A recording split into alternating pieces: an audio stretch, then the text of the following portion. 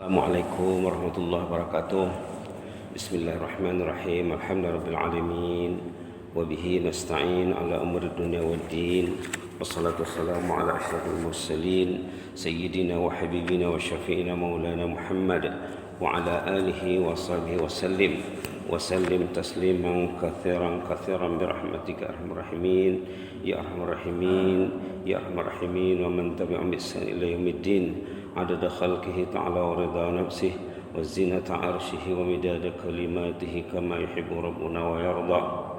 ربنا انفعنا بما علمتنا رب علمنا الذي ينفعنا رب فقهنا وفقه أهلنا وأحبابنا وجميع المسلمين والمسلمات برحمتك يا أرحم الراحمين. اللهم إنا نسألك نفسا بك مطمئنة تؤمن بلقائك وترضى بقضائك وتقنع بعطائك يا مجيب السائلين. اللهم آت نفوسنا تقواها اللهم آت نفوسنا تقواها اللهم آت نفوسنا تقواها وزكها أنت خير من زكاها أنت وليها ومولاها. واغفر لنا ولآبائنا ولأمهاتنا اللهم اغفر لنا ولآبائنا ولأمهاتنا اللهم اغفر لنا ولآبائنا ولأمهاتنا ولأجدادنا ولجداتنا ولأقربائنا ولأحبائنا ولمن علمنا وعلمناه وللمعلمين المتعلمين وللمعلمين المتعلمين وللمعلمين والمتعلمين ولمن لهم فضل علينا ولمن لهم حق علينا وللمسلمين والمسلمات برحمتك يا ارحم الراحمين يا ارحم الراحمين يا ارحم الراحمين. سبحان ربك رب العزة عما يصفون وسلام على المرسلين والحمد لله رب العالمين. Amin. Imam yang dirahmati dan jemaah yang dikasih sekalian, kita masih bersama surah ataupun ayat kursi ya. Kita sangat tertarik dengan Al-Hayyul Qayyum. Allahu la ilaha illa huwal Hayyul Qayyum. Subhanallah. Kata ulama, Al-Asma'ul Husna yang 99 tersimpul di dalam Al-Hayyul Qayyum. Jadi kita kena belajar nih ya, kena belajar. Rasulullah SAW kita ada sebut saat itu, kalau terdesak saat genting membaca doa Al-Hayyul Qayyum. Ya Hayyu ya Qayyum, Ya Hayyu ya Qayyum, Ya Hayyu ya Qayyum. Banyak tuh ya di YouTube ceramah tentang Al-Hayyul Qayyum. Ada seorang murabbi berkisah hebatnya kesan Ya Hayyul Qayyum ini. Kalau kita amalkan, nanti kita akan merasa buah manisnya. Baik, di antara yang sudah kita sorot tentang Al-Hayyul Qayyum, awal Ali Imran ya, bahwa Al-Hayyul Qayyum menurunkan Al-Quran. Alif Lam Mim, Allahu la ilaha illa huwal Hayyul Qayyum nazzalal alaikal kitaba bil haqq. Alif Lam Mim alamat 50 ya. Alif Lam Mim, Allahu la ilaha illa huwal Hayyul Qayyum nazzala alaikal kitaba bil haqqi musaddiqan lima baina yadayhi wa anzala at-taurata wal injila min qablu hudan lin-nasi wa anzala al-furqan sampai akhir ayat ya. Al-Hayyul Qayyum ini menurunkan Alkitab. Kitab ini kitabullah. Kitabullah itu Al-Quran. Di awal Alif Lam Mim dikatakan Alif Lam Mim dzalikal kitab. Alif Lam Mim ini pun Alif Lam Mim juga ya. Sama dengan Ali Imran Al-Baqarah diawali dengan Alif Lam Mim. Alif Lam Mim, Allahu la ilaha illa huwal Hayyul Qayyum nazzala alaikal kitab. Allah yang Al-Hayyul Qayyum menurunkan Alkitab. Artinya Allah turunkan Alkitab ini untuk mengurus kehidupan kita ini, Bang. Subhanallah, subhanallah. Kemarin subuh kita tertarik dengan ayat surah Asy-Syams ya, yang akan kita kaitkan dengan Al-Hayyul Qayyum, ayat 8. Fa'alhamaha fujuraha wa taqwaha. Kemarin subuh kita sore ini pun kita lanjutkan lagi ya. Fa'alhamaha fujuraha wa taqwaha. Apa maksudnya? Maksudnya manusia itu dua kelompok. Ada yang ingin bisai, ada yang ingin tak bisai. Ada yang ingin baik, ditolong Allah. Ada yang tak nak baik, dibiarkan Allah. Itu maksud ayat ini. Itu maksud ayat ini. Manusia itu dua golongan. Ada yang ingin baik, bangun dia pukul 3, pukul 4, di sahutnya azan. Subhanallah. Allah tolong dia. Ada yang tak peduli hidup, tak ingat nak mati, tak ingat alam kubur. Allah biarkan juga. Ini fa'alhama fujurha wa taqwaha. Fujur tu yang tak baik, takwa tu yang baik. Takwa lawan kepada fujur. Takwa kita selalu dengar ya, takwa. Takwa tu rukun khutbah. Kalau khutbah tak sebut takwa, tak sah khutbah Jumat. Takwa di awal Baqarah pun, zalikal kitabul la raiba fihi hudal lil muttaqin. Fa alhamaha fujuraha wa taqwaha. Allah menolong orang yang berbuat baik, Allah membiarkan orang yang tidak berbuat baik. Subhanallah. Banyak istilah ni ya. Kalau kita lihat, tak usah jauh sangat, surah Al-Balad. Kemarin juga disebut ya, surah Al-Balad, la uqsimu bihadzal balad, sebelum surah Asy-Syams. Mundur ke belakang satu surah. Asy-Syams halaman 595, Al-Balad 594. Di sana apa dicakap? Ayat 10, wahadainahun najdain. Allah memberi dua pilihan kepada manusia itu. Jalan yang baik, jalan yang tak baik. Jalan yang baik, bangun tahajud. Jalan yang baik, datang ke masjid memenuhi panggilan azan. Jalan yang baik. Jalan yang tak baik yang lain-lain itulah. Jalan yang tak baik, tidur akhir, bangun akhir. Sebelum tidur, jangan pegang Quran, jangan berzikir, jangan pikir nak tahajud, jangan pikir nak sembahyang subuh. Kan sudah ada pilihan.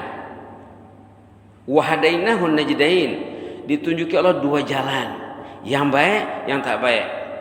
Kalau dalam surah Asy-Syams yang tak baik disebutnya dulu. Kenapa disebutnya yang tak baik dulu? Karena ramai yang tak baik. Majoriti manusia tak baik.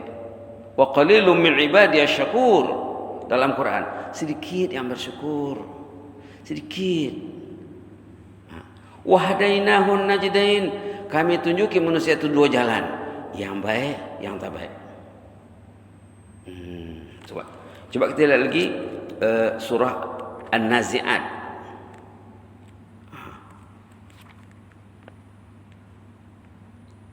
Pembagian dua kategori manusia.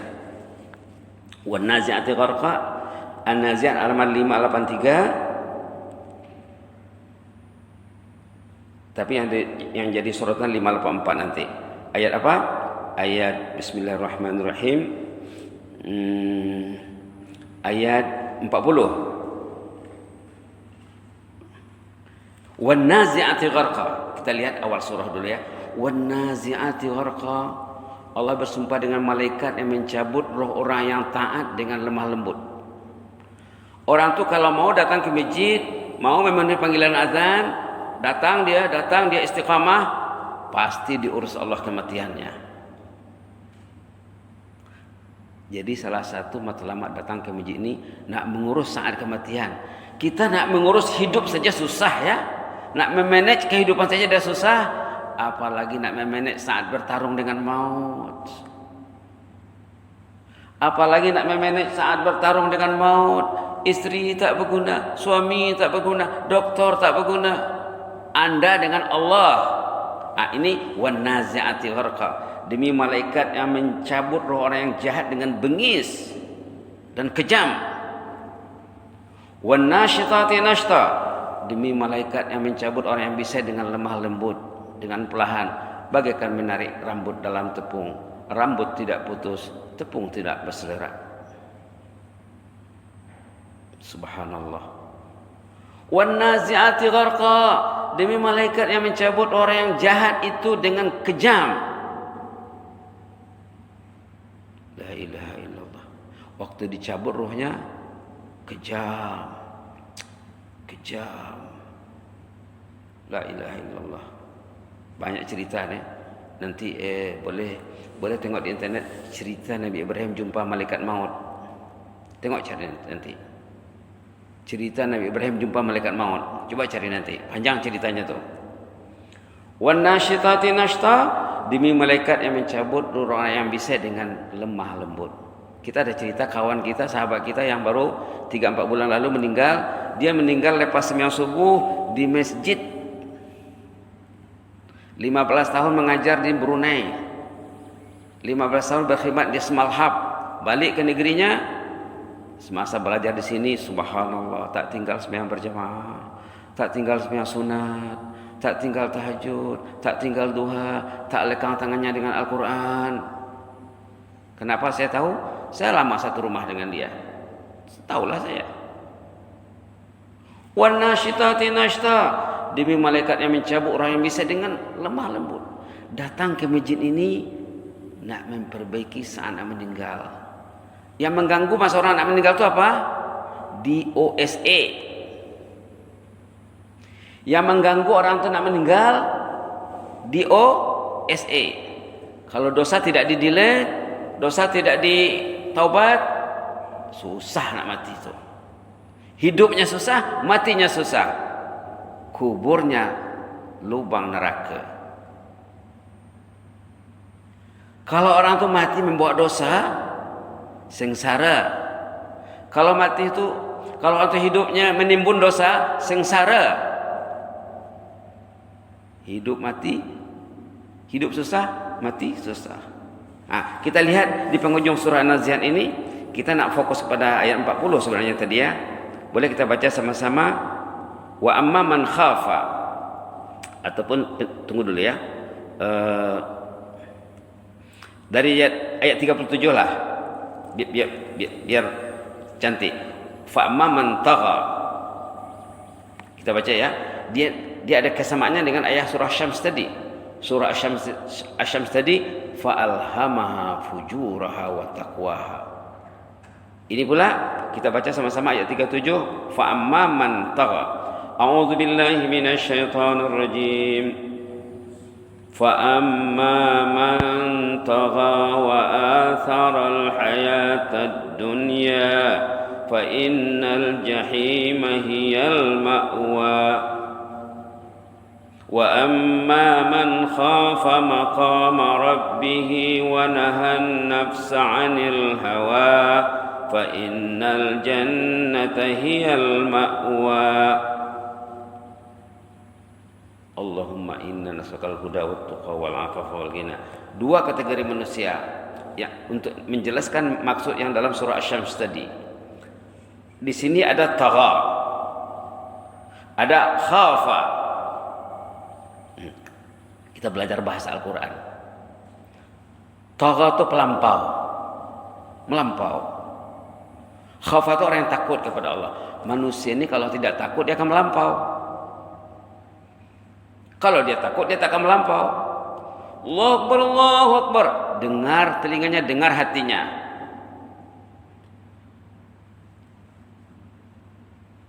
Allahu Akbar, Allahu Akbar. Didengar oleh telinga dan hatinya, takut kepada Allah. Ada yang telinga dengar, hati tak dengar. Ada yang dua-dua tak dengar. La ilaha illallah. La ilaha illallah. Allah melagau 5 kali sehari semalam, tidak dipenuhi. Rabbul Alamin, Tuhan suruh sekalian alam yang mengundang datang ke rumahnya.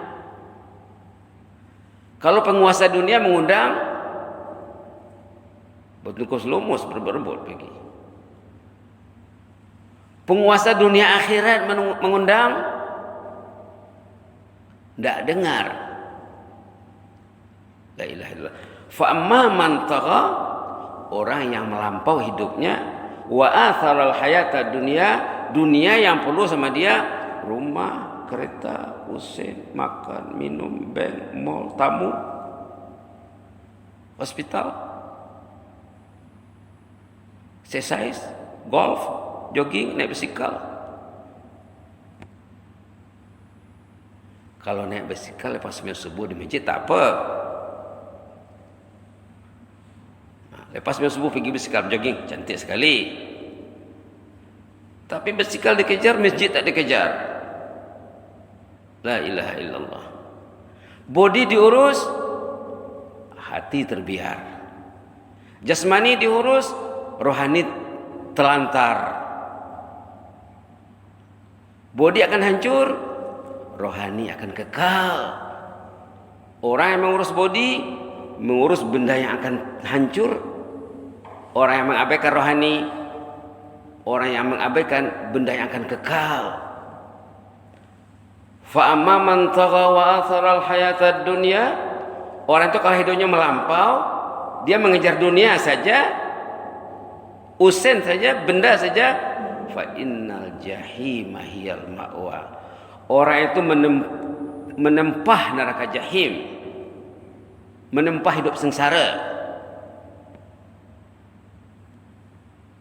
Tengok opposite-nya. Wa amma man khafa maqama rabbih. Orang yang risau saat bertemu dengan Allah. Kita nanti akan bertemu dengan Allah. Allah akan tanya, dengar tak seruan aku 5 kali sehari semalam? Dengar ya Allah. Datang tak? Datang ya Allah. Kalau dia datang, dia tak akan ditanya lagi. Kalau dia datang, dia tak akan ditanya. Orang yang datang menyahut panggilan Allah, istiqamah, dia tempatnya VIP dan sit di sana, dia tidak akan ditanya lagi. Yang tak datangnya akan ditanya. Berapa kereta di rumah? Tanya. Ada parking di masjid? Kan ditanya. Wa amma man khafa maqama rabbih, orang yang takut makam, kedudukan, posisi saat kita nanti berhadapan dengan Allah, waktu Allah melagau kita, takut dia saat dia ditanya Allah nanti, takut dia akan kebesaran Allah di dunia ini. Wa nahan nafsa 'anil hawa, dia mengkontrol, mengawal nafsunya daripada memperturutkan hawa nafsu. Nafsu ini jahat. Dulu di sini Buya Yahya hafizullah ceramah dulu sini kuliah subuh, sama ada jemaah ingat atau ingat, Buya Yahya pernah ceramah di Masjid Solihin kuliah subuh. Nafsu itu kejahatannya lebih daripada 70 iblis katanya. Nafsu ini kita punya, tapi kalau tidak dididik, hawa nafsu itu jahatnya bukan main. Ini maka kita disuruh sini wanahan nafsa 'anil hawa. Orang itu kena mengawal hawa nafsunya. Jangan perturutkan. Jam 10, 11 tidurlah. Jam 3, jam 4 bangunlah. Taat azan berkumandang, datanglah. Wah, bangunlah, ya, datanglah. Masya Allah. Bagus ya. Jam 10, 11 tidurlah. Jam 3, jam 4 bangunlah. Azan berkumandang, datanglah, sahutlah. Bangunlah, tidurlah, bangunlah, datanglah. Wah, subhanallah. Wanahan nafsa 'anil hawa, kalau dia mengontrol kehendak hawa nafsunya, nak tidur itu disekatnya, lalu dia tidur, dikawalnya, ini fa innal jannata hiyal ma'wa. Itulah orang yang menempah surga Allah. Tadi menempah neraka.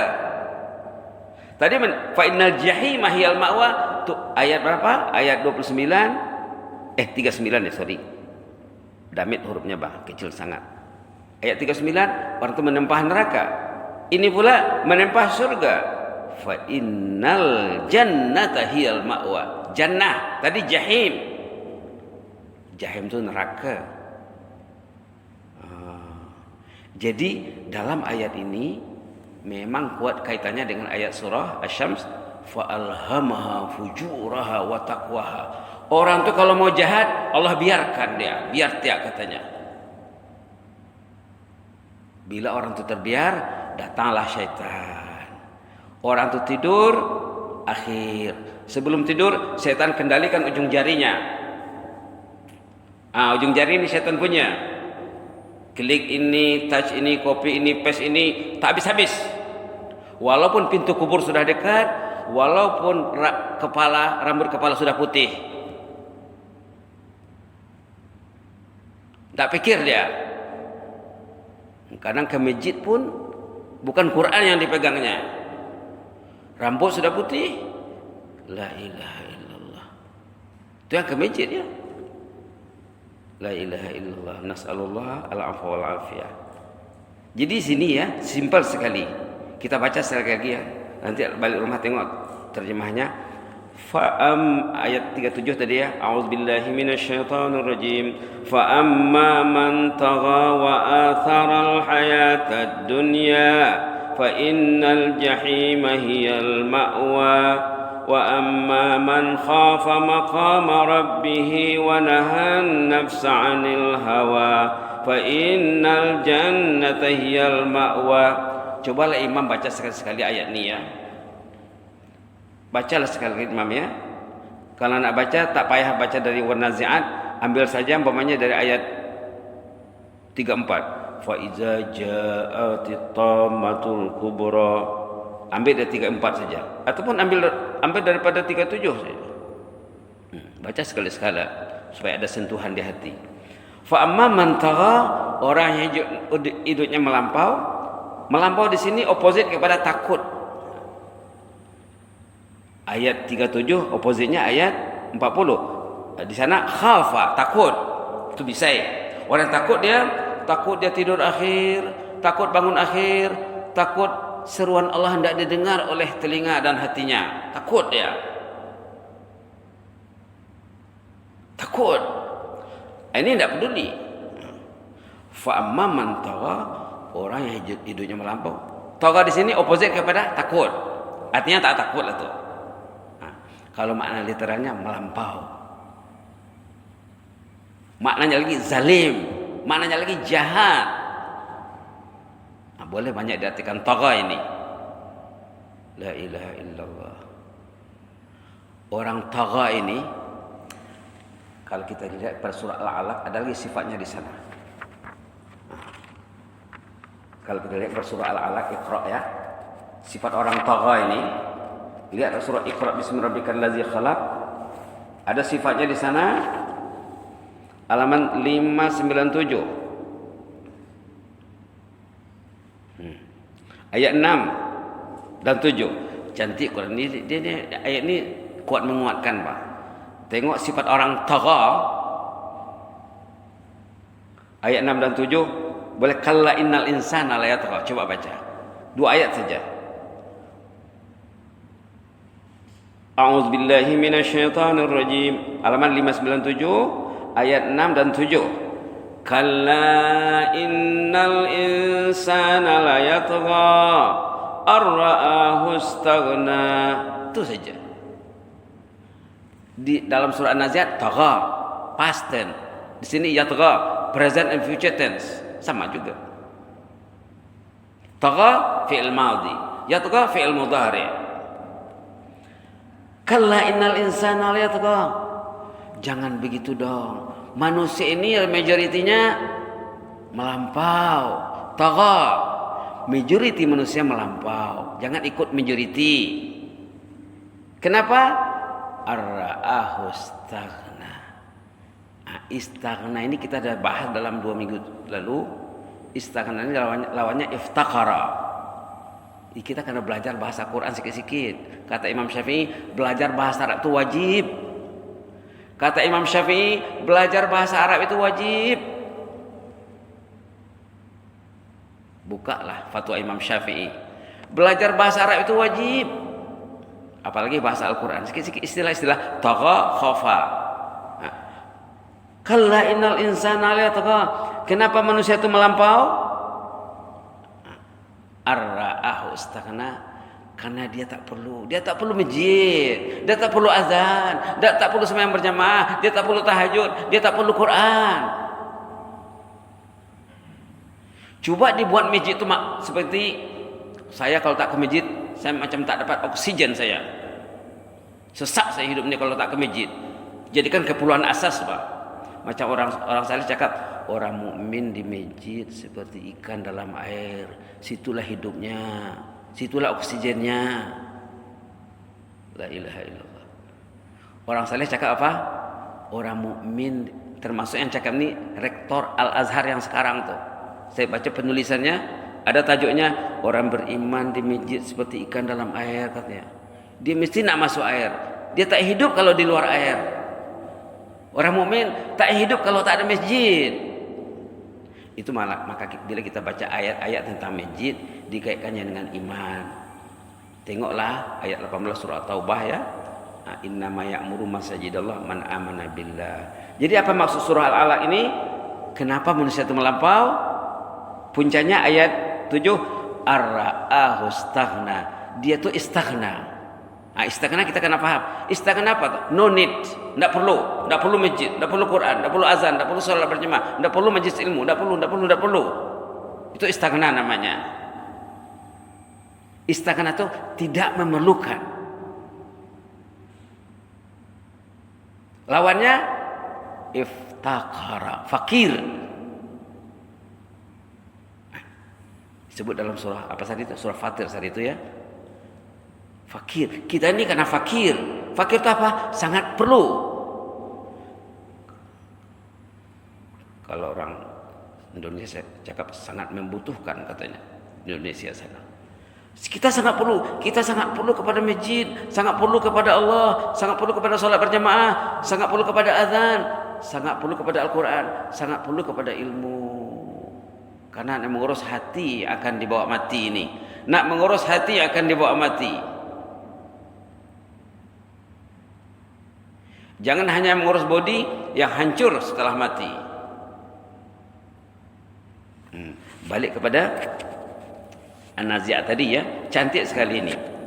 Wa amma man khafa maqama rabbih, siapa yang takut kepada Allah saat bertemu dengan Allah nanti, wa nahan nafsa 'anil hawa, dia mengawal kehendak nafsunya. Tidurnya dikawal, Pak. Tidurnya dikawal. Anak-anak dikawal, istri dikawal. Jam 10 wifi off. Tutup.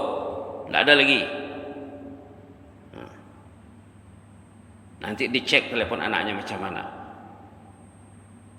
Lalu anaknya taat sama ayahnya. Akur dia. Subhanallah. Bila dah dididik dengan baik, tidak payah dengan mudah pun dia akan mudah diterbiah, dibentuk. Kalau sudah biasa dididik dengan baik, dia akan mudah diajak kepada kebaikan. Jadi di sini cakap wa amma man khafa maqama rabbih, siapa yang takut kepada maqam Allah.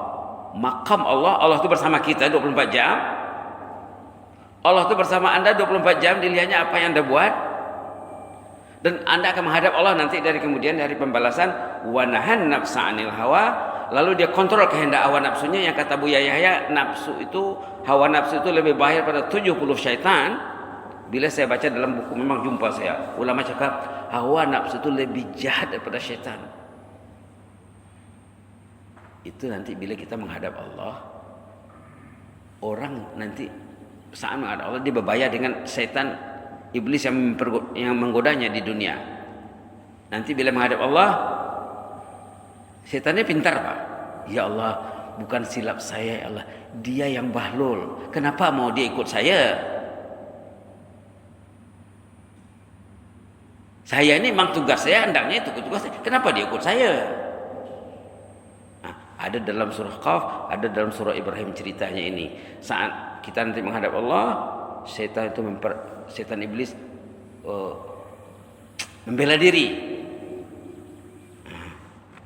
Tengok saja sekejap ya, surah Qaf.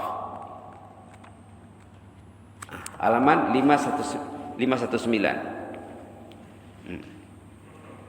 Biar nampak ya. Halaman ayat 27.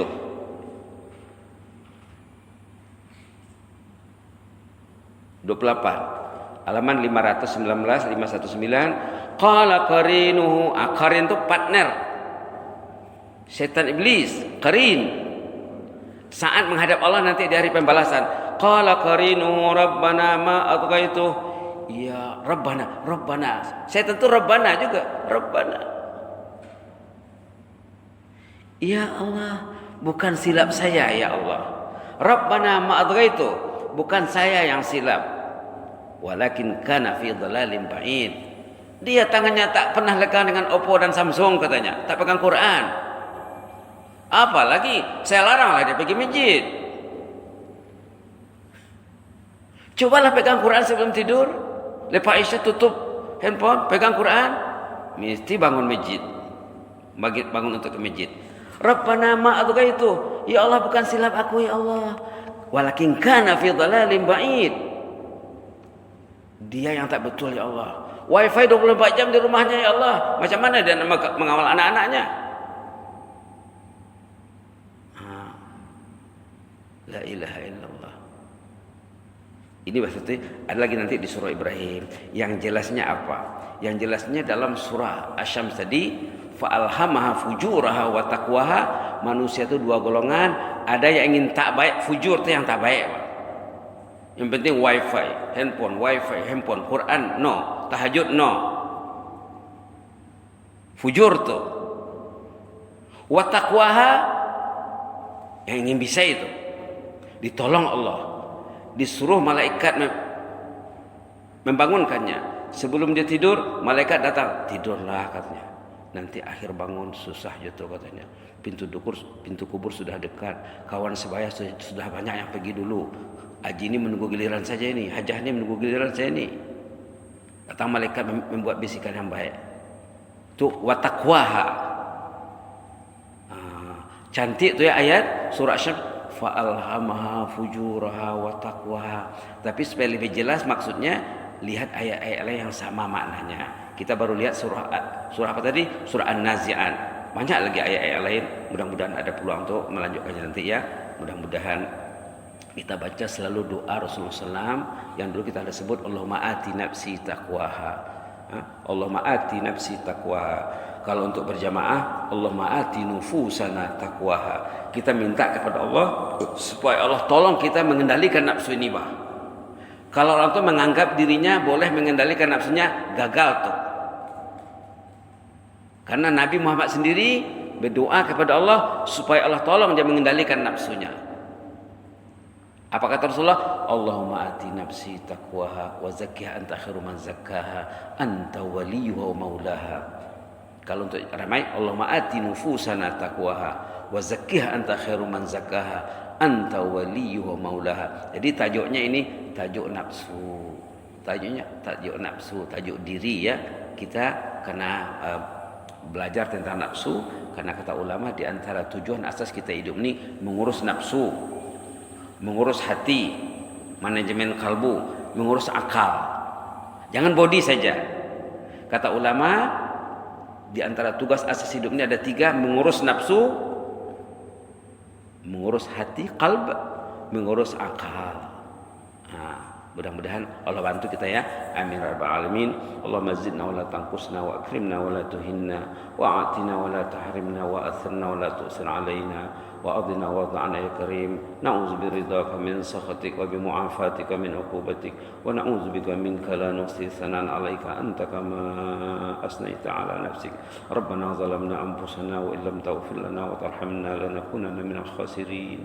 Rabbana zalamna anfusana wa illam taghfir lana wa tarhamna lanakunanna minal khasirin. Rabbana zalamna anfusana wa illam taghfir lana wa tarhamna lanakunanna minal khasirin. Faghfir lana warhamna ya Rabb. Allahumma ighfir lana warhamna wa tub 'alaina innaka antat tawwabur rahim. Allahumma ighfir lana warhamna wa tub 'alaina innaka antat tawwabur rahim. Ghufranaka rabbana wa ilaikal masir. Sami'na wa ata'na ghufranaka rabbana wa ilaikal masir. Sami'na wa ata'na ghufranaka rabbana wa ilaikal masir. Subhana rabbika rabbil izzati amma yasifun wa salamun alal mursalin walhamdulillahi rabbil alamin. Amin amin taqabbalallahu minkum.